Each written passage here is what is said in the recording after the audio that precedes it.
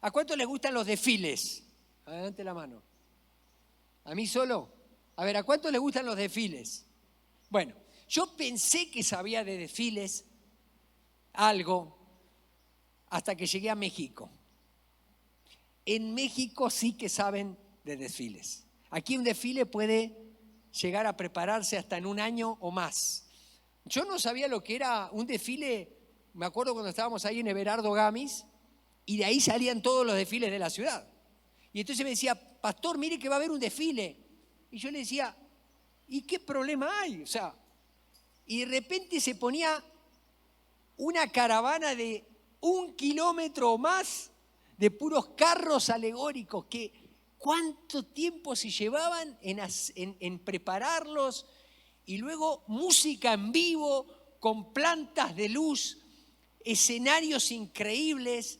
Iban lentamente, tomaban la avenida generalmente 20 de noviembre, saliendo de ahí de Everardo Gamis, y llegaban a la plaza o a algún lugar. Cuando llegué, hice una relación muy cercana con alguien que trabajaba en el gobierno, en el área de todo lo que tiene que ver con los desfiles. Él era el encargado de hacerlos, todos los desfiles del gobierno. Y me acuerdo que una vez me invitó a la preparación de uno, ahí en la Plaza Cuarto Centenario, y era increíble. Y yo le preguntaba, ¿y para cuándo es este desfile? Yo dije, para la semana que viene. No, como en 6 meses faltaba. Y se preparaban. ¿Y cómo hacía la Diana se llama? Cuando tocan la trompeta con todo el protocolo de la bandera. Y increíble, impresionante. ¿Cuántos se acuerdan del desfile del Bicentenario en México? A ver, ¿cuántos se acuerdan? Yo me acuerdo que estábamos en Mazatlán con mi esposa y todos nos pusimos en derredor de la televisión a ver en vivo el desfile. Y venían los aviones, y venía la Marina, y la Armada, y los militares. Algo increíble ahí en el Zócalo, ¿no es cierto?, en la Ciudad de México. ¿Qué cree? Hace poco más de 2000 años se inauguró un desfile. Un desfile que es el desfile más glorioso de todos los tiempos. Ese desfile comenzó el mismo día que Jesucristo fue crucificado. Cuando Él en la cruz, antes de expirar, pronunció las famosas palabras que en español se traducen como consumado es. Es decir, todo está hecho de una manera perfecta, no se necesita añadirle algo, no se necesita ponerle algo de más, porque todo fue hecho cabalmente, todo fue hecho en su justo término, todo fue acabado, fue terminado. En ese momento comenzó a suceder algo en el mundo espiritual. Dice las Escrituras que Jesucristo descendió hasta la misma puerta de los infiernos y le arrebató las llaves al diablo. Las llaves representan poder y autoridad. Le habían sido dadas por el ser humano. Le habían sido dadas en la persona de Adán y Eva por nosotros. Dígale al que está al lado, no te hagas. Todos nosotros participamos, porque la Escritura dice que todos pecamos. Así que todos de alguna forma, no es solamente que heredamos de Adán, sino que también cuando fuimos conscientes, decidimos pecar, decidimos vivir la vida como se nos dio la gana, decidimos nosotros tomar la autoridad y hacer de nuestra vida lo que nosotros queríamos. Pero dice la Escritura que en ese momento se inauguró un desfile que dura hasta el día de hoy. Y vamos a hablar de ese desfile, el desfile victorioso. Acompáñeme por favor a 2 de Corintios, capítulo 2, verso 14 al 16.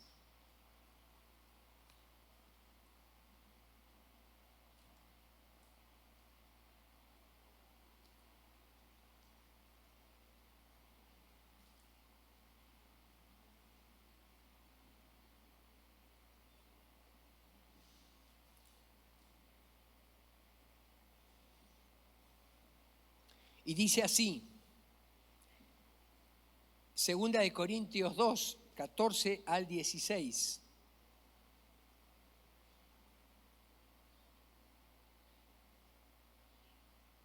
Voy a leerlo en esta ocasión de la versión Dios habla hoy. Dice, gracias a Dios que siempre nos lleva en el desfile victorioso de Cristo y que por medio de nosotros da a conocer su mensaje, el cual se esparce por todas partes como un aroma agradable. Porque nosotros somos como el olor del incienso que Cristo ofrece a Dios y que se esparce tanto entre los que se salvan como entre los que se pierden. Para los que se pierden, este incienso resulta un aroma mortal, pero para los que se salvan es una fragancia que les da vida. ¿Y quién está capacitado para esto? Eso lo dice el apóstol Pablo, refiriéndose como a él mismo, que estoy aquí, pero por la gracia de Dios. Este pasaje era o aludía a una imagen muy común en el mundo grecorromano. Los generales romanos, cuando venían de una batalla, si habían salido victoriosos, entraban en la ciudad con todo el marco del pueblo, aplaudiendo y vitoreando, y venían esparciendo incienso, aroma, flores, para llegar a dedicar la victoria al emperador en este caso. Y usa esta imagen el apóstol Pablo para decir que Cristo, cual general victorioso, obtuvo la victoria más grande de todos los tiempos, que fue sobre el pecado, sobre la muerte y Satanás, nuestros tres grandes enemigos, detractores de la raza humana, y se presentó delante de Dios como un general victorioso, llevando prisioneros de guerra, entre los cuales estábamos nosotros. Ahora les voy a contar un poquito eso, pero también no solamente los que fuimos perdonados, sino aquellos que están condenados para siempre. Y así lo dice Colosenses capítulo 2, verso 13 al 15. Colosenses 2, 13 al 15. Ustedes en otro tiempo estaban muertos espiritualmente a causa de sus pecados y por no haberse despojado de su naturaleza pecadora. Pero ahora Dios les ha dado vida juntamente con Cristo, en quien nos ha perdonado todos los pecados. Dios anuló el documento de deuda que había contra nosotros y que nos obligaba. Lo eliminó clavándolo en la cruz. Dios despojó de su poder a los seres espirituales que tienen potencia y autoridad. Y por medio de Cristo los humilló públicamente, llevándolos como prisioneros en su desfile victorioso. Amén. Este pasaje, paralelo de aquel otro de 2 Corintios, nos dice que nosotros, todos nosotros, diga conmigo, todos nosotros, teníamos un acta en nuestra contra. El término que se usa ahí para acta es un documento que se usaba en la antigüedad, en los ámbitos legales y contables, que hablan de una deuda, haga de cuenta un pagaré, que decía que nosotros teníamos una deuda impagable. Diga conmigo, impagable, imposible de pagar. Esa deuda era en relación a la justicia divina. Es una deuda que nosotros mismos decidimos tener a nuestro cargo, decidimos que esté a nuestro nombre, desde el mismo momento en que nosotros decidimos darle la espalda a Dios. Dios había establecido una justicia desde el Edén que decía, el alma que pecare, esa ciertamente morirá. Se lo había advertido a Adán y Eva y les había puesto como prueba de que ellos no toquen del único árbol que no debían tocar. Y ellos, en cambio, decidieron hacerlo así. Desde entonces, cada ser humano que ha pisado el planeta, todos, excepto Jesucristo, perfecto Dios y perfecto hombre, que no pecó, todos los demás pecamos. Y no solo en uno, sino en los 10 mandamientos. Esa acta, donde están los 10 mandamientos, cuando aparece el nombre de Leonardo, en cada uno de los 10 mandamientos, un servidor tiene tachita. No cumplí. Necesité que alguien me perdone la deuda. Yo no cumplí y tú no cumpliste. Y no lo podemos cumplir nunca, a excepción de que aceptemos el regalo de que Dios nos perdonó en Cristo. Dios nos ofrece un indulto. No debemos más si lo recibimos, si lo aceptamos. La mayoría de las personas viven toda la vida tratando de pagar esa deuda, tratando de pagar el pagaré, tratando de satisfacer las demandas del acta. Y no lo logramos. No lo logramos con tradición, no lo logramos con religión, no lo logramos con el echarle ganas, no lo logramos con la ascendencia o con la procedencia de nuestra familia. No lo logramos con el lugar donde nacimos. Ni siquiera lo logramos por haber nacido en una familia cristiana. Debemos de creer que Jesucristo murió por nosotros en la cruz y que Él crucificó el acta. El acta fue clavada. El acta fue clavada en Él mismo, en sus manos y en sus pies horadados y en su lanza que le atravesó el corazón. Su carne es como el acta porque Él cargó en sí todos los pecados de nosotros. Esa es la gran noticia del Evangelio.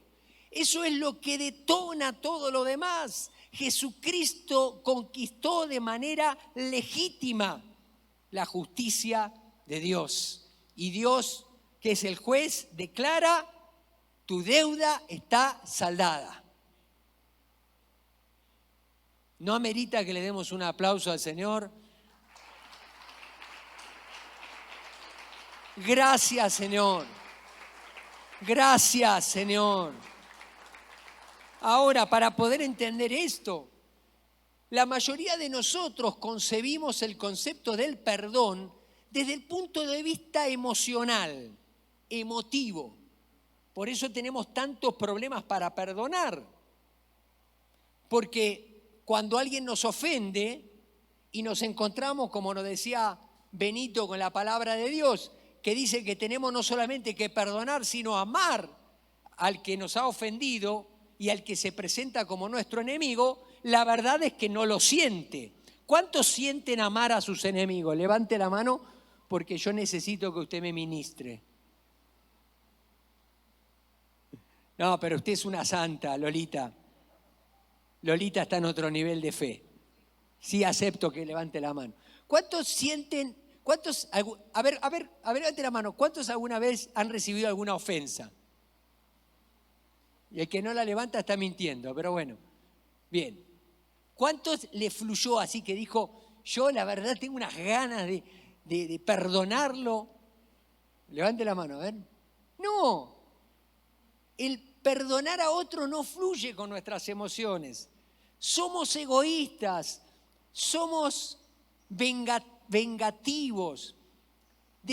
¿Cuántos desearon en algún momento que esa persona le vaya un poquito mal nada más? ¿O yo soy el único malo de...? A ver, ¿cuántos desearon que le vaya bastante mal? Levantaron más la mano. Eso es lo que nos sale. Por eso que el perdón no tiene que ver con algo emotivo. Imagínese un preso que por alguna situación política o no esté en alguna cárcel y reciba un indulto presidencial.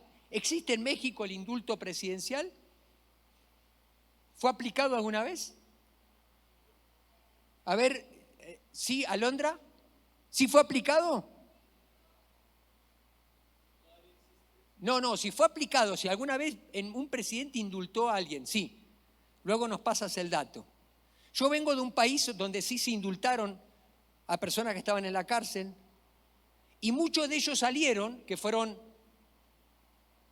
militares de lo que se le llamó la época de la subversión y la dictadura, y cuando se hace un pacto en el año 80 y pico entre el entonces presidente Menem y Alfonsín, y bueno, ahí la ley de la obediencia debida, un montón de cosas que no les voy a explicar ahora, pero se indultaron a generales que tenían cargos importantes. Algunos de ellos salieron, pero siguieron viviendo como si estuvieran presos, porque su conciencia, aunque habían sido perdonados legalmente, su conciencia no les permitía vivir una vida libre, porque realmente eran responsables de los crímenes que se habían cometido. Ellos habían dado, en muchos casos, la orden de no solamente detener, secuestrar, sino matar personas sin el debido proceso y en muchos casos hasta desaparecer personas. Desaparecieron. ¿Cómo puede una persona vivir con eso, con esa conciencia? Sin embargo, desde el punto de vista legal, ellos fueron perdonados. No se sintieron perdonados, la conciencia les acusaba, pero salieron del lugar donde estaban presos. Bueno, siguiendo el mismo símil o la ilustración, Jesucristo a nosotros nos perdonó. El perdón es un hecho legal. Ya no debemos nada. No vamos a ir al infierno. Nuestros pecados fueron perdonados. La ley de Dios fue satisfecha en Jesucristo. Y quizá alguno de ustedes me diga, sí, yo lo creo eso, pero la verdad es que no me siento perdonado. Bueno, quiero decirte que el Espíritu Santo nos fue dado por Dios para darnos también una conciencia limpia. Dios te dice, te perdoné, no necesitas culparte por lo que ya viviste porque yo te perdoné. ¿Y qué creen? ¿Cuántos han experimentado una conciencia limpia? ¿Cuántos?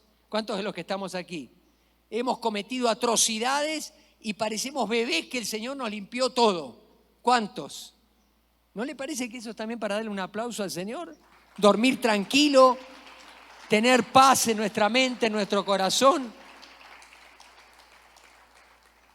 Pero además dice el texto que junto con esta conquista legítima de la anulación del documento legal que estaba en nuestra contra, hubo un acontecimiento en este desfile de exhibición y humillación de nuestros enemigos. Esto es una realidad espiritual.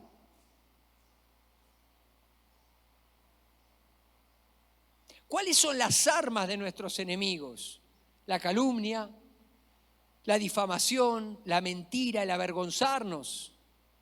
Y cuando el diablo, porque así lo llama la Escritura, es el acusador de los hermanos, viene y te dice, pero si al cabo no has cambiado, mira, desde la última vez que dijiste que el Señor te renovó, mira todo lo que pasó, mira, te bautizaste hace 3 semanas y mira, tu vida no ha cambiado. No has cambiado lo suficiente, la realidad es que seguís siendo la misma persona. ¿Dónde está tu fe? Y viene la acusación. ¿Pero qué creen? El demonio acusador ya fue vencido y exhibido por Cristo en la cruz. Y tú le puedes decir, Satanás, estás vencido, que te viene a mentir, que te viene a avergonzar.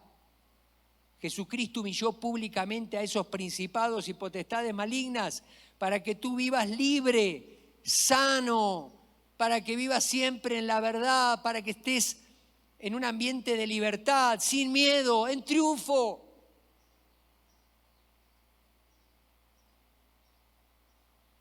En segundo lugar, somos como el botín del conquistador. Cuando un general del Imperio Romano regresaba al vencer en alguna batalla, como les dije, traía consigo una cantidad de prisioneros que eran parte de la recompensa de la victoria. Algunos prisioneros eran condenados a muerte, pero otros tenían el privilegio de seguir vivos al servicio de su nuevo conquistador. El apóstol Pablo hace esta comparación y dice que él mismo se considera un prisionero de Cristo. Muchas veces el mismo apóstol prefiere el título doulos o esclavo al título de apóstol. Un prisionero, un esclavo, pero que se rindió voluntariamente al Señor y que le entregó el control de su vida. No somos prisioneros para ser humillados, no somos prisioneros para ser exhibidos en nuestras miserias, somos ahora prisioneros de Cristo voluntariamente. Nosotros estamos orgullosos de ser parte de ese botín, de ese desfile donde el Señor nos hace parte. En el Antiguo Testamento tenemos la historia de Jacob, de quien deriva el nombre de la nación de Israel, quien es el fiel ejemplo de alguien conquistado por Dios. Él era una persona que siempre estaba buscando suplantar, transar, y Dios lo conquista, le cambia el nombre y él queda con una cojera de por vida. Él luchó con el ángel y el ángel venció. ¿Y qué crees? Cuando Dios vence en tu vida, lo que parece una derrota en realidad es una victoria. Porque el gran enemigo que tú y yo necesitamos vencer no es ni siquiera Satanás, porque Satanás lo venció Cristo. ¿Quién es el gran enemigo de nosotros mismos? Nosotros. Eso se llama el yo. El yo.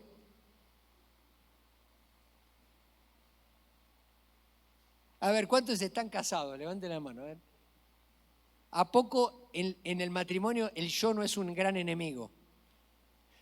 A veces las personas vienen a la consejería matrimonial y digo, bueno, ¿ustedes por qué pelean? ¿Cuál es el problema? No, ya no sabemos, simplemente a ver quién gana. ¿Sí o no? Es una lucha de poder. Todo tiene que ver con el yo. ¿Quién tiene la razón? Y por supuesto siempre la tenemos los varones, ¿no? Sí, querida. Se hace lo que ellas dicen. O sea, se termina, es un tema de guerra, es un tema del yo.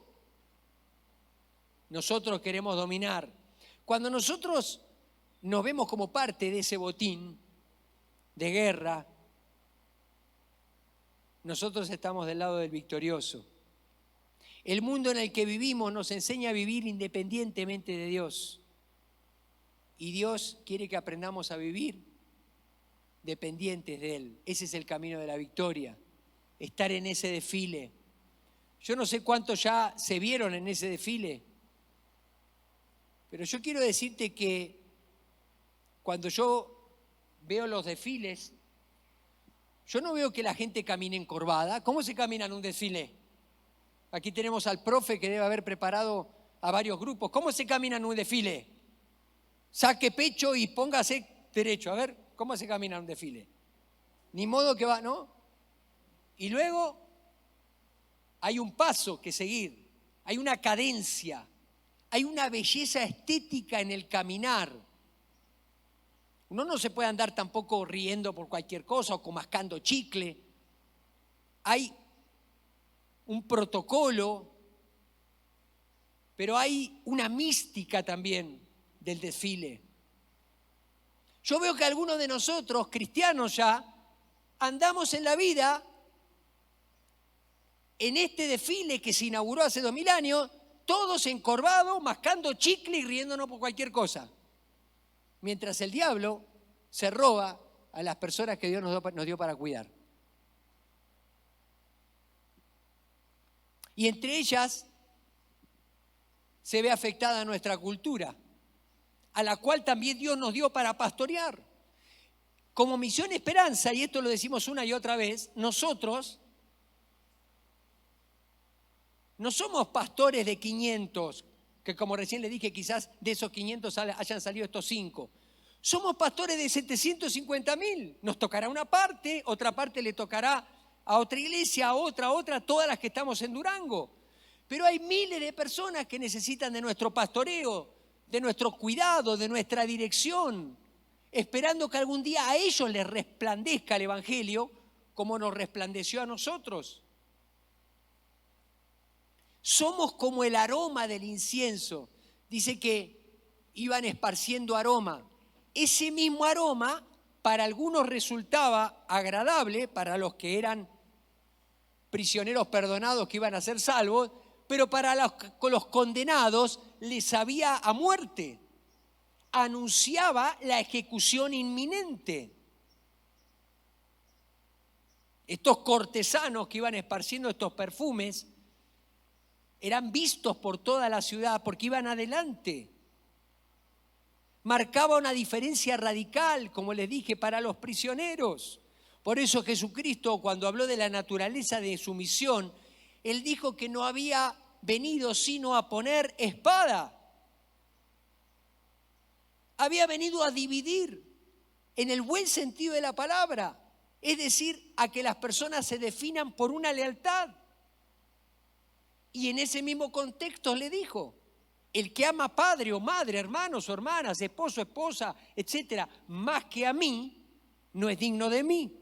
De hecho, el texto lo dice con una forma un poquito más fuerte. Dice, el que no aborrece a. Y aborrecer no está hablando de algo malo, sino significa poner en segundo lugar. Porque siempre que tú sirves a dos lealtades, vas a tener un gran conflicto de lealtades en tu vida. Y ese es el espacio, ese es el vacío de poder donde el diablo hace de nosotros lo que él quiere. Cuando nosotros estamos en el medio, así lo dice Apocalipsis, ¿no? Los tibios. El mundo greco-romano no era muy diferente al que nosotros vivimos en cuanto a su carácter, eminentemente humanista. Ellos fueron los primeros que rescataron el valor del ser humano per se, es decir, los primeros que empezaron a hablar de la filosofía, a darle valor al arte, a darse cuenta de todo lo que el ser humano era capaz. De hecho, en ellos se inspiraron los modernos de la Ilustración, de la época de la Ilustración, Da Vinci y todos los demás, para desarrollar en última instancia todo lo que nosotros conocemos como la etapa moderna, la etapa de la modernidad, las ciencias humanísticas, todas, hasta que el hombre, por así decirlo, de alguna manera llegó a la luna. Ahora resulta que ahora no solamente a la luna, sino que se está despertando una idea de ir a Marte. A ver, mira el de al lado porque los veo que se están durmiendo. Vea si tiene cara de ir a Marte el de al lado, a ver. ¿Cómo lo ve? ¿Lo ve en Marte? No. Digo, si el hombre fue capaz de ir a la luna, ¿por qué no?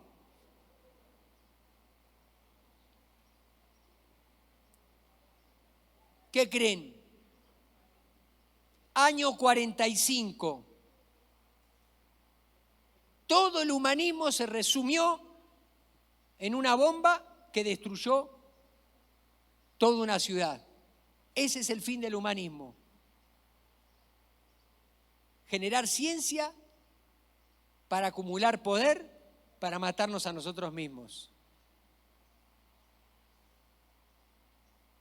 Un contexto absolutamente babilónico, con una mezcla de todo. Así vivían los greco romanos, tenían dioses para todo.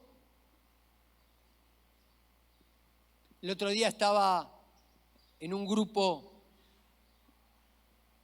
compartiendo con ellos, de Admirable Consejero, de paso les mandamos saludos. Si están ahí viendo, ¿nos están viendo, Gerardo, ahora? Seguramente les mandamos saludos. Y uno de ellos levanta la mano y me pregunta, pastor, yo quiero abandonar la idolatría y no sé cómo hacerlo, ¿qué tengo que hacer? Y le dije, ¿a quién adorás? A San la Muerte, me dijo. Yo dije, Podemos adorar a cualquier cosa. La idolatría nos lleva a adorar aún aquello a lo cual le tememos. El mundo greco-romano era absolutamente sodomita, desenfrenado en lo sexual. ¿Qué decirles del tiempo que estamos viviendo? Estamos llegando a tiempos como nunca antes.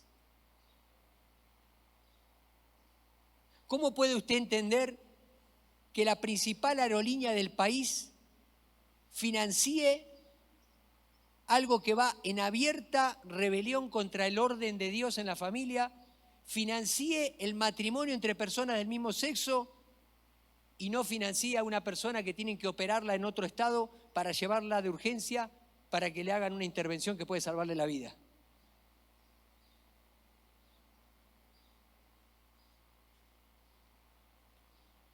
Nuestro mundo está necesitado de personas cuya vida ya no tengan tanto sentido o no tengan sentido si no es por Cristo, su conquistador y su razón para vivir. Nuestra vida debe manifestar el aroma del conquistador que se acerca a cada vida para llevarla en el desfile de los ganadores. ¿Y qué creen? Nosotros, los que hemos recibido a Jesucristo, estamos en ese desfile que se inició hace 2000 años y que vienen juntándose más personas y vamos esparciendo. Nosotros mismos somos la manifestación de ese aroma, porque Dios quiere que muchos más se sumen. Si me ayudan los músicos, por favor. Quiero terminar con una historia a la que uno de ustedes me desafió a interesarme el domingo pasado. 500 años antes de Cristo, los griegos libraban una batalla con los persas, sus archienemigos de entonces. Esto fue en una llanura conocida como Maratón. Y habían hecho un trato los hombres, los soldados griegos, con sus esposas, de que si ellos no regresaban con la noticia de la victoria para determinada hora, cuando cayera el sol, entonces las mujeres iban a matar a sus hijos y ellas después se iban a suicidar, porque habían escuchado que el ejército contrario, los persas, iban a venir a arremeter contra las mujeres y a ultrajar a las niñas de la ciudad, y eso no lo podían permitir. Se libró la batalla en la llanura de Maratón, pero tardó más tiempo del que pensaban, así que temían porque ellas tomaran esta decisión antes de saber que finalmente habían obtenido la victoria. Entonces, el general le encargó a un joven muy veloz y resistente de nombre Filípides que entregara la noticia cual heraldo a la ciudad de Atenas. Este joven salió corriendo y llegó tan exhausto después de esos casi 40 kilómetros que separan la llanura de Maratón de Atenas, que literalmente llegó a entregar la noticia y en ese mismo momento cuenta la historia, mitad leyenda, mitad historia, que murió. De hecho, un pintor